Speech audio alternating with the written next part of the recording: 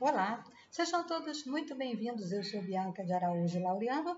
Esse é seu canal Justiça em Foco Notícias. Hoje, segunda-feira, dia 1º de setembro de 2025.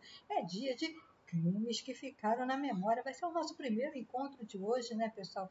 Abre alas aí, porque é o dia de crimes que ficaram na memória, o quadro fixo aqui do canal, então tem prioridade, né, pessoal? Vamos continuar contando aí a comovente história de Dian Fossey. Você nunca ouviu falar em Dian Fossey? Com certeza vai se lembrar dela no filme Na Montanha dos Gorilas, estrelado pela maravilhosa Sigourney Weaver, que não assistiu esse filme ainda.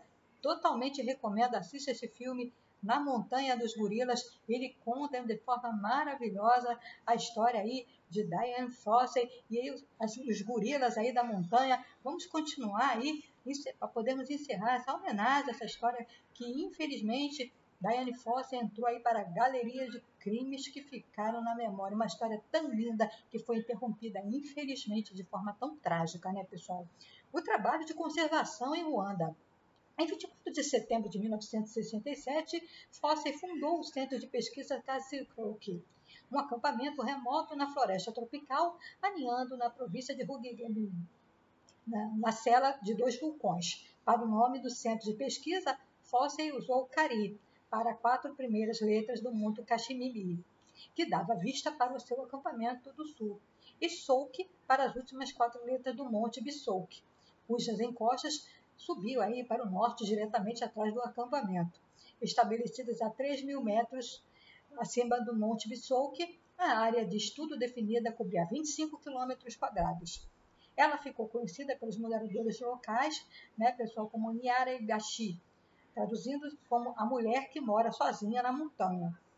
Ao contrário dos gorilas, o lado congolês dos virungas, os gorilas da área de Karichouk nunca foram parcialmente habituados pelo estudo de Sheila. Eles conheciam os humanos apenas como caçadores ilegais, e levou mais tempo para Fossey conseguir estudar os gorilas de Karichouk de perto. Fossey tentou habituar os gorilas copiando suas ações. Com o tempo, os gorilas se acostumaram com Fossey, como ela explicou à BBC em 1994. Sou uma pessoa inibida e senti que os gorilas também eram tanto inibidos. Então imitei seu comportamento natural, normal, como se alimentar, mastigar talhos de aipo ou me coçar. Fossey fez descobertas sobre gorilas, incluindo como as fêmeas são transferidas de um grupo ao longo das décadas. A vocalização é dos gorilas, né, pessoal? Hierarquias, relações sociais, entre grupos e o infanticídio raro, dieta dos gorilas e como os gorilas reciclam nutrientes.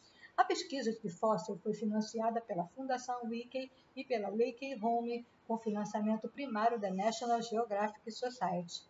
Em 1970, ela apareceu na capa da revista National Geographic, o que trouxe grande atenção ao seu trabalho. Fossey era frequentemente hostil aos africanos que estavam na área protegida, chegando mesmo a disparar contra o gado que ali se esvaía. Em 1980, Fossey havia obtido seu doutorado na Universidade de Cambridge, no Reino Unido.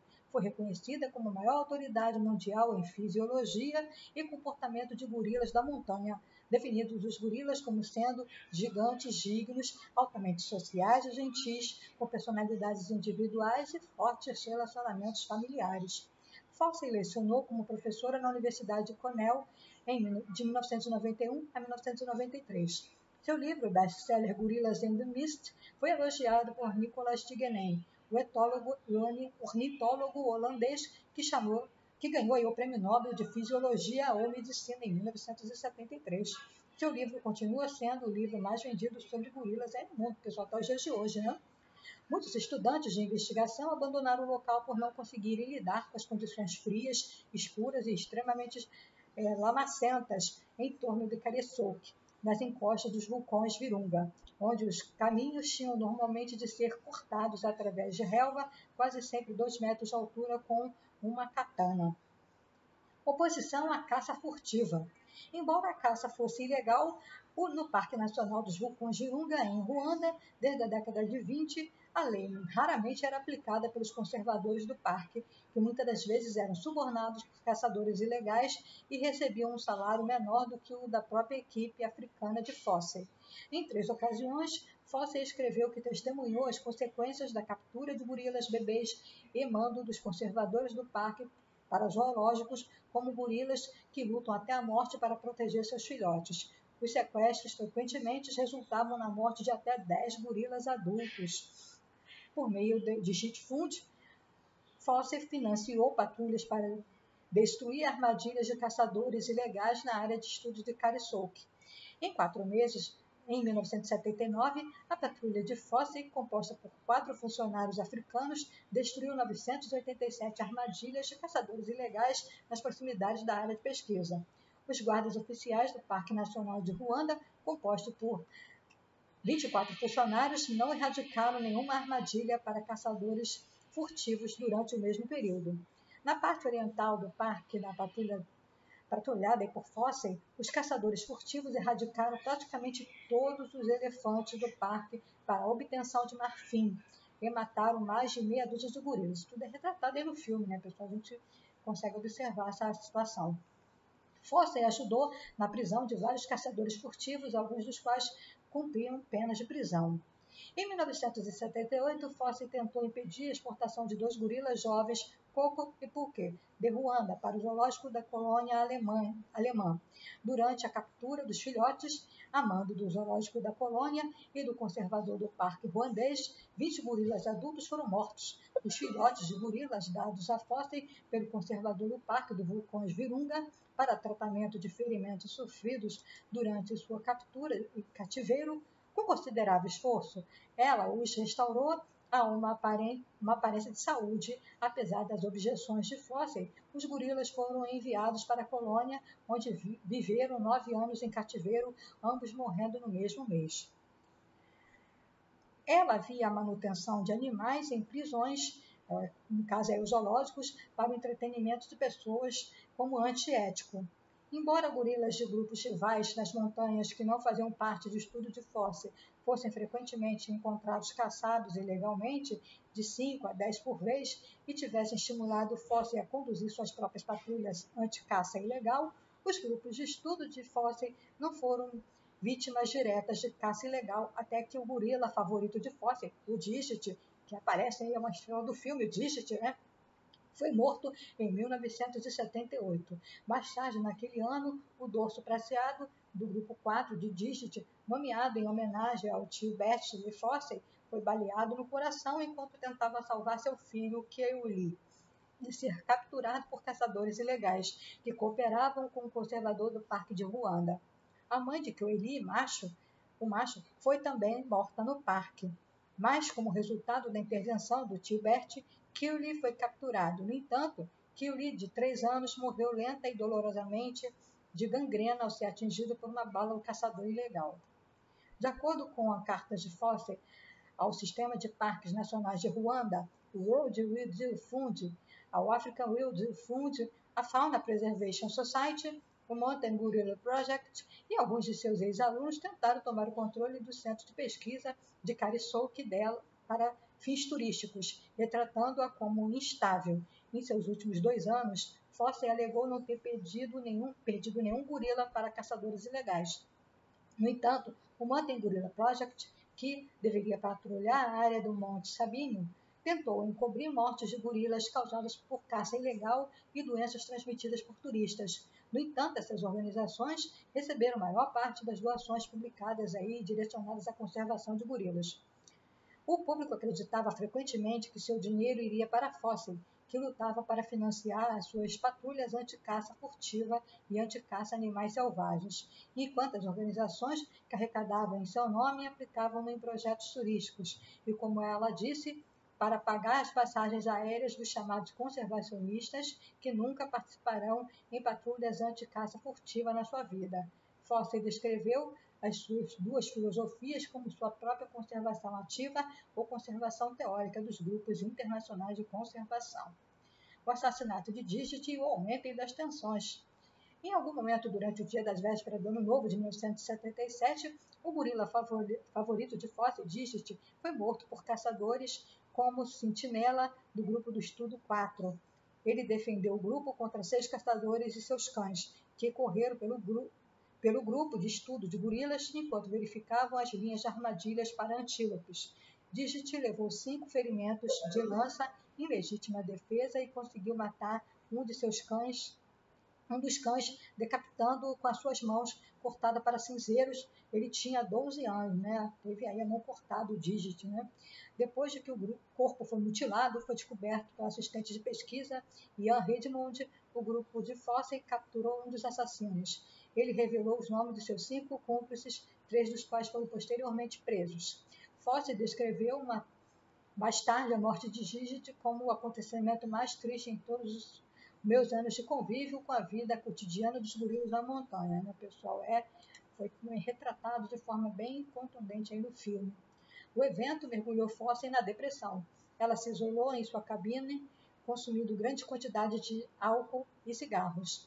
Fosse posteriormente criou o Digit Fund, agora Dian Fossey Gorilla Fund International, nos Estados Unidos, para arrecadar dinheiro para patrulhas anti-captura furtiva. Além disso, um consórcio de fundos internacionais para gorilas surgiu para aceitar doações em vista da morte de Digit e o aumento das tensões sobre a caça furtiva. Fosse se opôs principalmente aos esforços das organizações internacionais que ela sentiu que se direcionavam seus fundos de forma ineficiente para mais equipamentos para funcionários do parque ruandês, alguns dos quais supostamente ordenavam algumas das caças furtivas de gorilas em primeiro lugar. As mortes de alguns dos gorilas mais estudados fizeram com que Fosse dedicasse mais atenção à prevenção da caça furtiva e menos à publicação e investigação científica. Fosse tornou-se mais intensa na proteção dos gorilas e começou a empregar táticas mais diretas. Ela e sua equipe cortavam armadilhas para animais quase assim que foram colocadas e assustavam, capturavam e humilhavam os caçadores furtivos. Retiveram seu gado para resgate, queimaram seus campos de caça e até queimaram suas esteiras de suas casas. Isso também aparece aí no filme, né, pessoal? Foi relatado por Fosse que ela capturou e manteve ruandeses que ela suspeitava de caça ilegal. Ela teria batido nos testículos do caçador ilegal com urtigas e em uma carta a um amigo ela escreveu: "Nós o despimos, o cobrimos com uma toalha e o açoitamos até o suor azul sagrado com todos os talos de urtiga." Ela teria até sequestrado e mantido como refém o filho de um suspeito de caça ilegal.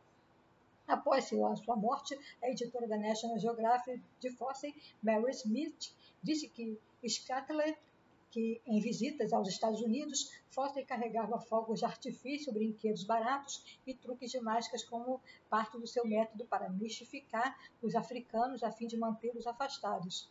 Ela usava máscaras faciais e fingia praticar magia negra para assustar os caçadores ilegais. Em um artigo do The Wall Street Journal de 2002, o jornalista Tunku Vadakan descreveu Fosse no final da sua vida como pitoresca, controversa e uma alcoólatra racista que considerava seus gorilas melhores do que os africanos que viviam ao redor deles, né, pessoal? Isso aí é a visão do jornalista aí, né?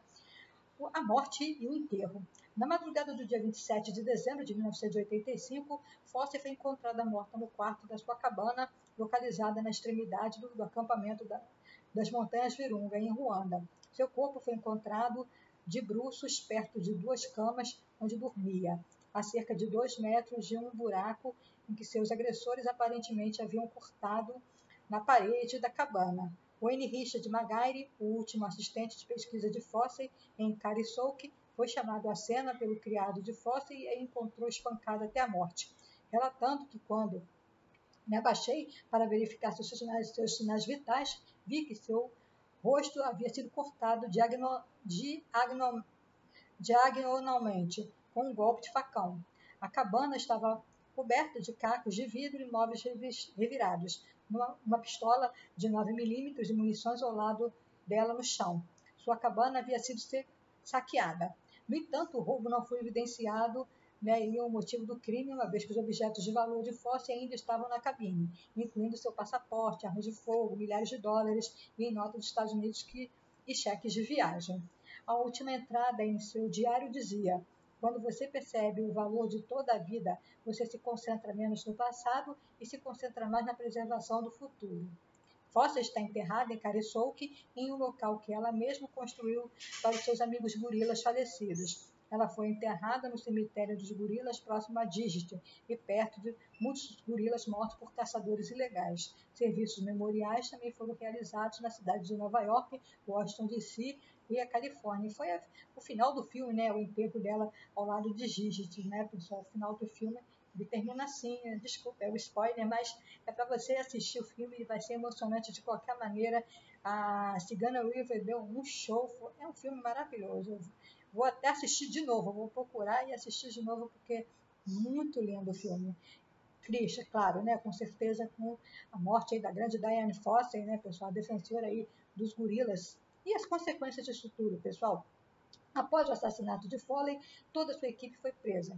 Entre elas estava o ruandês Emmanuel Hilakiana, um rastreador que havia sido demitido do emprego após supostamente tentar matar Fossey com um facão, de acordo com o relato do governo sobre o julgamento de Magaire, todos posteriormente liberados, exceto Hilakiana, que mais tarde foi encontrado morto na prisão, supostamente por ter sido enforcado. Pessoal, a gente vai encerrar aqui o vídeo, mas eu quero convidar você, meu querido amigo, minha querida amiga, a se inscrever no canal Justiça e Foco Notícias e ativar o sininho das notificações para ficar por dentro dos nossos conteúdos, deixando o seu precioso like e o seu comentário, que é extremamente importante para nós e ajuda no engajamento do canal. Assim o YouTube reconhece o conteúdo como relevante e recomenda aí para quem não é inscrito no canal. A cada like que você deixa, o YouTube recomenda para pelo menos 10 pessoas, pessoal. Então, senta o dedo no like, é grátis, não dói, é rapidinho. Seu like, seu comentário e siga-nos nas redes sociais. Sim, tem canal Justiça em Foco Notícias em todas as redes sociais. Não deixa de se inscrever, pessoal. Vamos combinar então? Inscrição no canal, sininho ativado, like, comentário, compartilhamento e sigando, me seguindo aí nas redes sociais, né, pessoal? Me seguir aí nas redes sociais. Vamos terminar aqui a história de Diane Fossey, né, pessoal? Os tribunais ruandeses mais tarde julgaram e condenaram Wayne Magaire à revelia por sua morte aí, né, da Diane Fossey. O motivo alegado foi que Magaire assassinou Fossey para roubar o manuscrito da sequência do seu livro de 1983, Gorillas in the Mist. No julgamento, os investigadores disseram que Magaire não estava satisfeito com a própria pesquisa e queria usar todos os meios desonestos possíveis para concluir seu trabalho. Magaire havia retornado aos Estados Unidos em julho de 1987 e, como não existia nenhum tratado de extradição entre Estados Unidos e Ruanda, naquela época Magaire não retornou a Ruanda. Sua pena foi morte por fuzilamento. Após seu retorno aos Estados Unidos, Magaire deu uma breve declaração em uma entrevista coletiva no Century City, em Los Angeles, dizendo que Fossey tinha sido seu amigo e mentor, chamando a morte de trágica e as acusações de ultrajantes. Depois disso, Magaire ficou praticamente ausente da atenção pública até 2005, quando surgiu a notícia de que ele havia sido aceito para um emprego na Divisão de Saúde e Serviços Humanos dos Estados de Nebraska. A oferta de emprego foi revogada após a descoberta da sua relação com o caso de Fossey. Persistiram outras teorias sobre a morte que foram perpetradas aí por caçadores furtivos em busca de vingança. Os assassinos zairenses foram contratados para matá-la por suas supostas e valiosas notas de pesquisas, que haviam motivos políticos, que ela foi morta por um ladrão em pânico, que foi contratado para roubar um talismã protetor de Fossey, que ela havia tirado de um caçador furtivo, que seu assassinato foi contratado por uma pessoa ou grupo cujos interesses seriam afetados negativamente pela campanha de Fossey para impedir a exploração do Parque National de Vulcans, ou que Fossey tinha evidências potencialmente contundentes de contrabandistas de ouro. Né? Pessoal, várias teorias aí foram levantadas. Né? Um testamento que supostamente era de Fossey legou todo o seu patrimônio, incluindo o lucro do filme Gorillas in the Mist, ao Digit Fund para financiar patrulhas anti-caça ilegal. Fossey não mencionou sua família no testamento, que não foi assinado. Sua mãe, Rachel Fossey Price, contestou o testamento com sucesso. O juiz Starwood, da Suprema Corte do Estado de Nova York, rejeitou o testamento e concedeu o patrimônio à sua mãe, incluindo cerca de 4,9 milhões em royalties de um livro recente e o do próprio filme, né, afirmando que o documento era simplesmente um rascunho do seu suposto testamento e não um testamento de forma correta, né, pessoal, de forma legal. Price disse que estava trabalhando em um projeto para preservar o trabalho de sua filha que ela havia feito pelos gorilas na montanha de Ruanda.